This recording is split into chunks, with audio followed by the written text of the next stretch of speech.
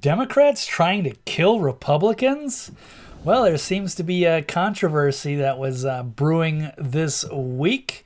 A little back and forth, and Marjorie Taylor Greene made some these remarks, and the left started freaking out.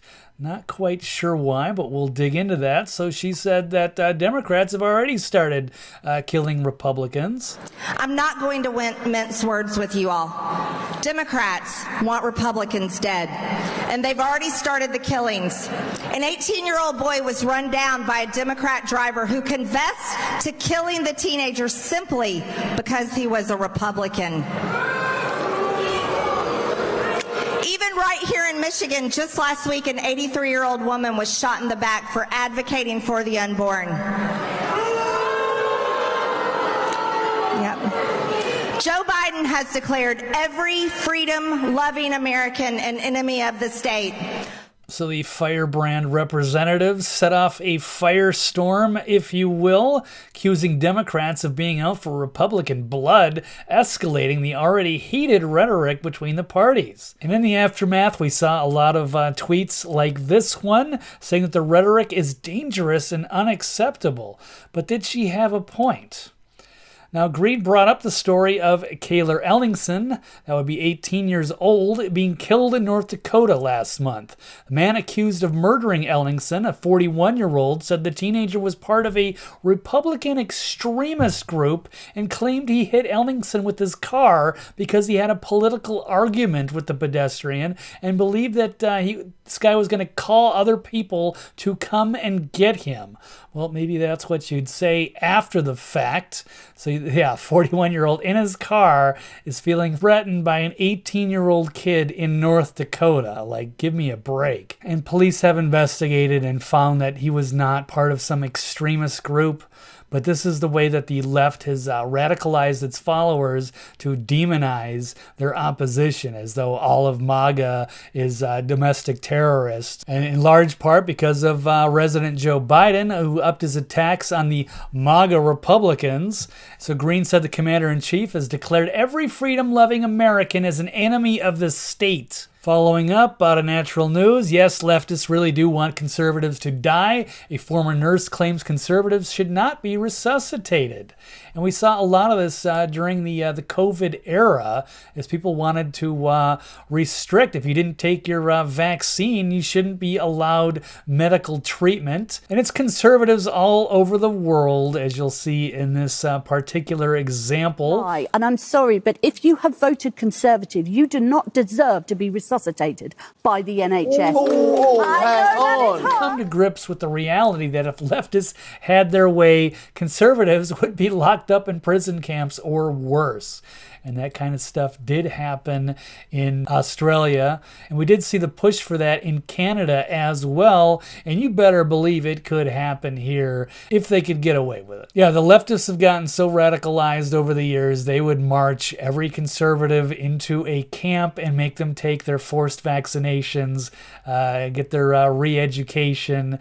And now we have this awful story. 34 U.S. political prisoners in the D.C. Gulag demand transfer to Guantanamo Bay to escape intolerable conditions and a heartbreaking letter. So the January 6th protesters, many of them nonviolent, and have been thrown into a gulag, some without charges, no trial date set. So 34 prisoners of the Biden regime penned a letter requesting a transfer to Guantanamo, where they would receive at least meals, sunlight, freedom of religion, exercise, entertainment, and be treated like human beings. These 34 prisoners have been held for over a year and a half without trial for misdemeanors and trumped-up felony charges. And it's one thing for those that actually did, vandalize things or attack cops. I'd have no problem with them being, put in jail for a while until we figure out what to do with them. But for the innocent people that just wandered into a building, shouldn't be there, nor should they be treated like this. A lot of it is misdemeanors. They're trumped up felonies, and they're just trying to break them down psychologically. They're not interested in having them get a fair trial and fair treatment. They want to break them down so that they confess. So the group of men have been isolated, beaten, abused, threatened, tormented, belittled by the guards based on their political and religious beliefs. Men and women have been without medical assistance, medications, exercise, and most of these men have been held in isolation with little human contact for months at a time. This is America's future if the good people of the country do not stand up and demand an end to the injustice. But you're not going to hear anything from the left. They are mindless cult followers. They do not care, and this is what makes them so dangerous. They would happily throw people in camps if they could get away with it. In fact, they would throw them into the DC gulag and torture them, and no one cares. And it makes you wonder if Republicans would do these kinds of things to, Antifa or BLM. Probably not. The Democrats try to promote themselves as reasonable and great humanitarians, but my, how things have changed. So these people know if they were moved to Gitmo, at least they wouldn't have flooded toilets, mold, flies, and frequent beatings. So they've actually come up with quite a list of complaints. So they beg for help and water and medical aid, mercy, no visitations, no religious services, no attorney access.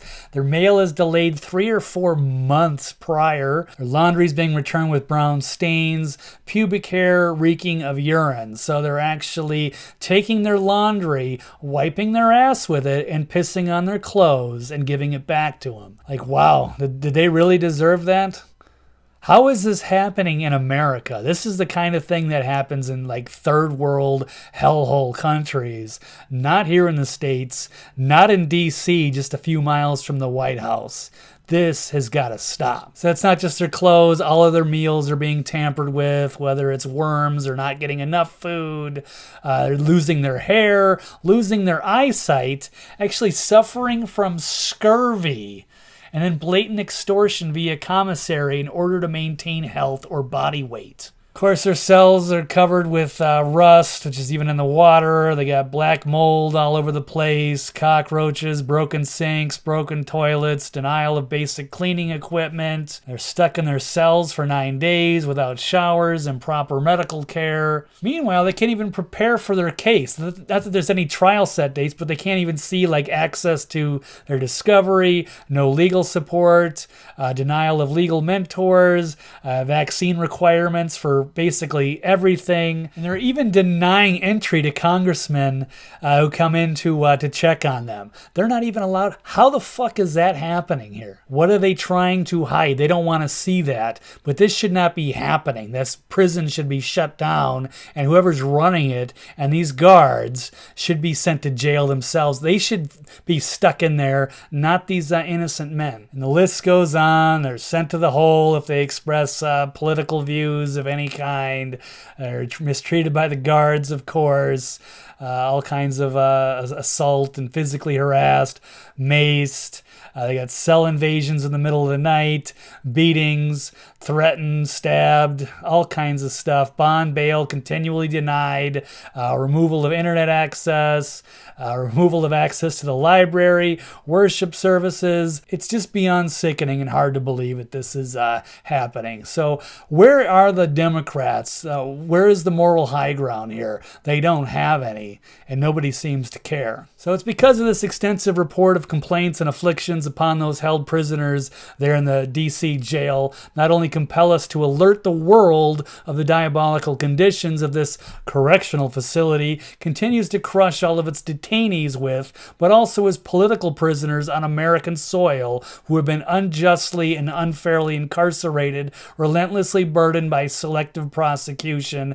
I mean, Osama bin Laden, if they would have caught him, would have gotten better treatment than these guys. Meanwhile, they're slandered and vilified by mainstream and social media, deliberately accosted with death threats from the jail, and receive threats upon our homes and families through the mail, all extending from a political nature or affiliation. The Democrats objected the results of 2016 for years, and it was no big deal. But now if you object to it now and you show up at DC with the big mass protest, you get treated worse than actual terrorists. So compared to all of that, the DC jails, Guantanamo sounds like a picnic. Well, it's sickening and shameful, and I don't know when people are going to finally do something about it, because these guys need our help. So it's sad to see that our country is this divided and vindictive, and people don't seem to care. But it does seem like liberals really are trying to kill Republicans.